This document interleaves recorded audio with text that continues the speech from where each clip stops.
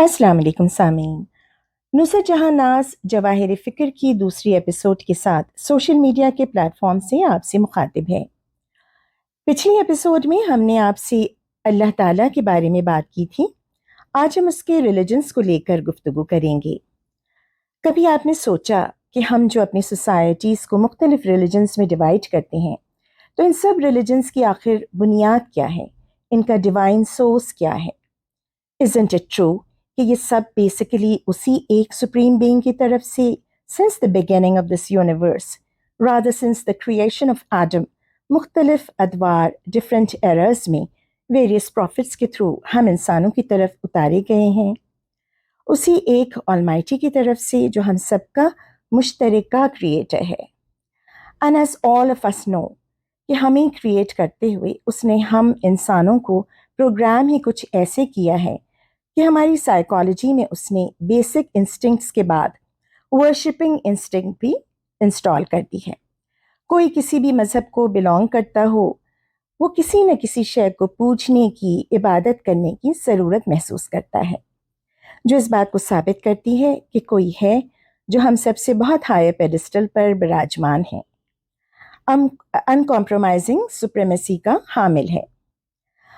हम में से कुछ इंसान एथीज़म का शिकार हो जाते हैं, या फिर एग्नोस्टिसिज्म का दम भरते नजर आते हैं, या ऐसे लोग जो इनहेरिटेड रिलीजन को बिलोंग तो करते हैं मगर उसे ओन नहीं करते, यानी उसमें बिलीव ही नहीं करते, या उसे अवॉइड करने की कोशिश करते हैं। तो फिर वो चाहे दुनिया में कितने ही सक्सेसफुल हो जाएं, मगर उनके अंदर एक खला सा ज़रूर बाकी रह जाता है। एक बेचैनी उन्हें अंदर से डिस्टर्ब कर रही होती है, और ये इसलिए भी कि हमें डिज़ाइन ही वर्शिपिंग मोड में किया गया है। ये आजकल जितने डिप्रेशन और एंजाइटी के केसेस देखने में आते हैं ना, मोस्टली उनका सबब अपने स्पिरिचुअल सेल्फ को इग्नोर करना होता है। और फिर इसके अलावा मसला तो ये भी है कि हम अपने इनर बीइंग, अपने स्पिरिचुअल सेल्फ को कितना भी इग्नोर करें, खुद को सिर्फ मटीरियलिज्म में इन्वॉल्व करके खुश रहने की कोशिश करें, मौत बहरहाल अटल है, एक अनअवॉइडेबल डिस्टर्बिंग फैक्ट, एक सैड रियलिटी है। इससे हम खुद को कैसे बचा सकते हैं? एक ना एक दिन तो इनेविटेबली हमें इस ग्लैमरस वर्ल्ड को छोड़ना ही होगा।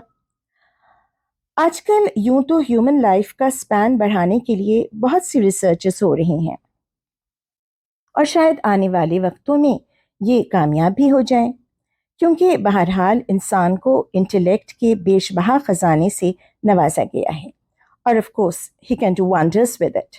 और बेसिकली यही उसका टेस्ट भी है कि चाहे वो दुनिया में कितनी ही तरक्की कर ले, मगर उसने खैर और इंसाफ का साथ नहीं छोड़ना, और अपने खालिक के आगे सरे तस्लीम खम करके रखना है। और फिर चाहे कितनी ही लंबी जिंदगी हो, जाना तो बहरहाल फिर भी हमें उसी के हुजूर है ना। खैर, तो हम बात कर रहे थे कि ना चाहने के बावजूद एक ना एक रोज हमें यहाँ से जाना है। तो फिर क्या ही अच्छा हो कि अपने यहाँ के डिपार्चर से पहले और अपने उस क्रिएटर से मुलाकात से पहले हम उससे अपने ताल्लुकात दुरुस्त कर लें। और इसके लिए सबसे पहला स्टेप ये रियलाइजेशन है कि we are helpless without him, and of course then the second step is God consciousness, या जिसे हम खौफ खुदा कहते हैं। अगर ये एहसास हर लम्हा हमारे साथ हो हो नहीं सकता कि खुद एहतसाबी या सेल्फ असेसमेंट का अमल भी साथ साथ न चलता रहे। हर मामले में सही और गलत की तमीज़ हमारी ज़िंदगी के तमाम फ़ैसलों पर असरअंदाज होगी, और इसी तरह धीरे धीरे हम अपनी ज़िंदगी को सही रास्ते पर गाइड करते चले जाएंगे। ये सब कुछ किसी जादुई छड़ी से या मिरेकल के ज़रिए नहीं पॉसिबल होगा, बल्कि मुसलसल कोशिश, पर्सवेरेंस एंड परसेवरेंस के साथ मुमकिन हो पाएगा। क्योंकि जस्ट रिमेंबर कि अल्लाह ने हमारी साइकोलॉजी में पॉजिटिव एंड नेगेटिव दोनों एट्रीब्यूट्स डाल दिए हैं, और हमारी आजमाइश, हमारा टेस्ट ही इसमें है। And don't forget that Satan has an access to our inner self and he had vowed in Allah's presence to misguide us. And amazingly, Allah had given him the leverage to do so. इस वक्त हम particularly किसी एक religion को address या discuss नहीं कर रहे, हम सिर्फ अपने क्रिएटर के हवाले से बात कर रहे हैं। ये बात बाद में आती है कि सही रास्ते पर चलने के लिए सही कन्वेंस या मीन्स ऑफ ट्रांसपोर्टेशन का होना भी कितना ज़रूरी है, और ये कि गलत गाड़ी में बैठ जाने से हम अपने रिक्वायर्ड डेस्टिनेशन पर पहुंचने के बजाय कहीं और जा पहुंचेंगे। अब ज़रा आते हैं उस बिलीफ की तरफ जिसके बगैर God consciousness null and void हो जाती है। बिलीफ तो सिंपल सा है कि हमारा क्रिएटर ही हमारा सस्टेनर भी है और हमारी लाइफ्स का डिसीजन मेकर एंड डायरेक्टर भी। मगर अमूमन ये बात हमें बहुत देर में समझ आती है, और अपनी यंग एज में जब हम इतने एनर्जेटिक होते हैं कि हिमालय भी आसानी से सर कर लें, तो हम समझते हैं कि जो कुछ भी है हम हैं और हमारी ज़िंदगी हमारे हाथ में है, हम जो मर्ज़ी में आए वो करेंगे। और रिलीजन को लेकर तो हमारा एटीट्यूड ही डिफरेंट होता है, क्योंकि इसे जितना रिचुअल्स में लपेट कर सिर्फ एक अनअपीलिंग सा अटायर देकर स्पिरिटलेस बना दिया गया है, तो ऐसा रिएक्शन तो यंगर जनरेशन की तरफ से मोस्ट एक्सपेक्टेड है। अल्लाह का रिलीजन तो पूरा एक लाइफस्टाइल है, मॉरल वैल्यूज़ और ह्यूमन राइट्स को प्रायोरिटी पर रखता है, डायरेक्टली हमारी इंटेलेक्ट को एड्रेस करता है। मगर हम पहले इसे खुद ही अनअट्रैक्टिव बनाते हैं, फिर यूथ अगर रिएक्ट करे तो बुरा भी मानते हैं। हालांकि होना तो ये चाहिए था कि जैसे यंगस्टर्स और उनके पेरेंट्स के दरमियान कोई डिस्कशन होती है ज़िंदगी के मुख्तलिफ मसाइल को लेकर, तो वहाँ जैसा फ्रेंडली एटीट्यूड अपनाया जाता है, पसंद नापसंद की भी बात हो जाती है, नीड्स एंड विशेस का भी जिक्र हो जाता है, यहाँ तक कि मैरिजेस और डेटिंग भी ज़ेर बहस आ जाती है। और बेहद फ्रेंडली माहौल में बाहर से कोई आकर देखे तो शायद लगेगा भी नहीं कि आपस में कोई जनरेशन गैप भी है। बिल्कुल इसी तरह principles of life, moral values and religious duties का भी तस्करा होना चाहिए, प्यार मोहब्बत से, पेशेंस से। मगर जब पेरेंट्स भी इसी दुनिया के हवाले से अपनी लाइफ में बिज़ी हों और उन्होंने चंद वजीफ़ों और दुआओं तक खुद को महदूद कर लिया हो, या बहुत से बहुत उम्रे फैशन के तौर पर अपना लिए हों, तो यूथ कहाँ से रिलीजन के रूट्स तक पहुँच पाएगी। And let me just tell you between the lines, ये सब इसलिए नहीं होता कि यंगस्टर्स को बात समझ ना आ रही हो, या एल्डर्स का भी अपना IQ लेवल इतना वीक हो कि दुनिया के और तमाम मामलात तो समझ में भी आ जाएं और हैंडल भी कर लें, मगर अल्लाह की बात उनकी अक्ल में ना बैठे। बल्कि होता कुछ यूं है कि उनसे उनकी विम्स एंड फैंसीज नहीं सैक्रिफाइस की जाती, ख्वाहिशात नफ्स से दस्तबरदार नहीं हुआ जाता।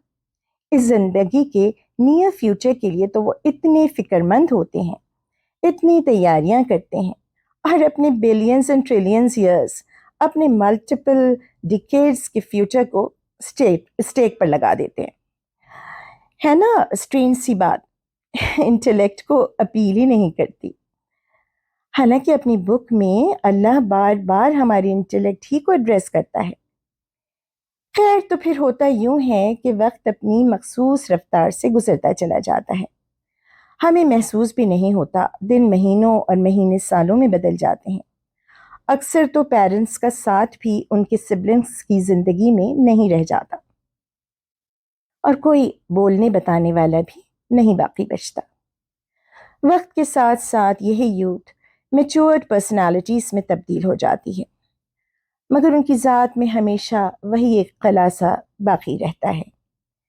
फिर कुछ को तो वक्त के साथ होश आ जाता है, पैसा, स्टेटस, करियर्स सब कुछ होते हुए भी अपनी ज़िंदगी की बहुत सी मजबूरियाँ और लिमिटेशंस और ढलती हुई उम्रें उन्हें एहसास दिला देती हैं कि कोई और ज़ात ऐसी है जो उनसे ज़्यादा बाख्तियार है, जिसके सामने उनकी सारी प्लानिंग धरी की धरी रह गई है, और लकीली फिर उन्हें रुजू करने का, रिवर्ट होने का मौका भी मिल जाता है।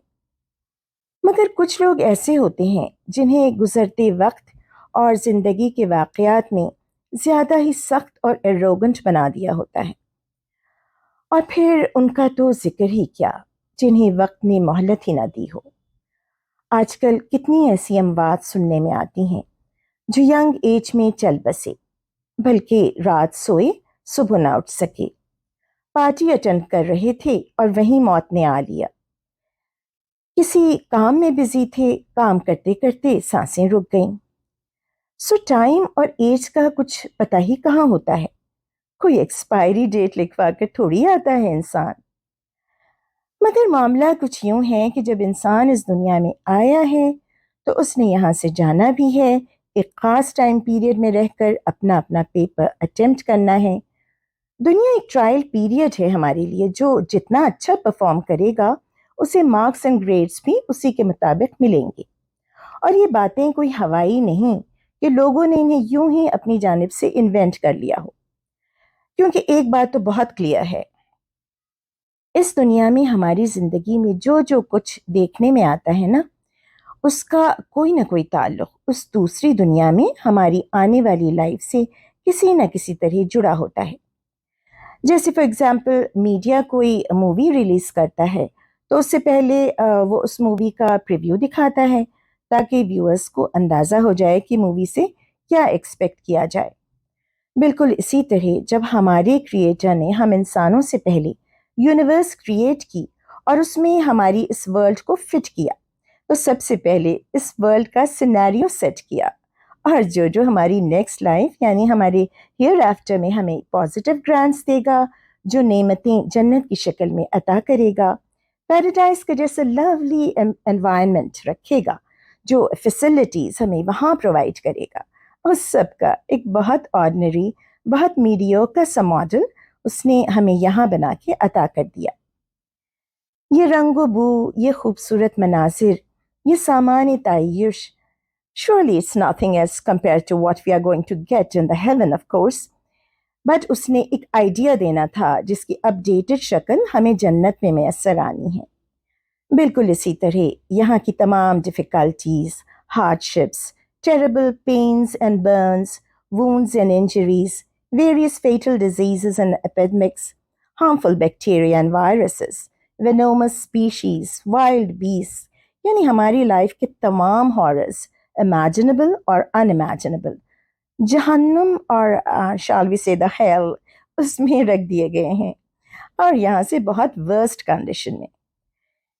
ایسے بھی لوگ ہیں جو یہ کہتے ہیں کہ یہ صرف سٹوریز ہیں، ہیون بھی اینڈ ہیل بھی، مگر یہ کہتے ہوئے وہ یہ کیوں بھول جاتے ہیں کہ اس دنیا میں بھی تو یہ سارے ہاررز اور ساری بلیسنگز یعنی بلائیں اور نعمتیں دونوں چیزیں موجود ہیں۔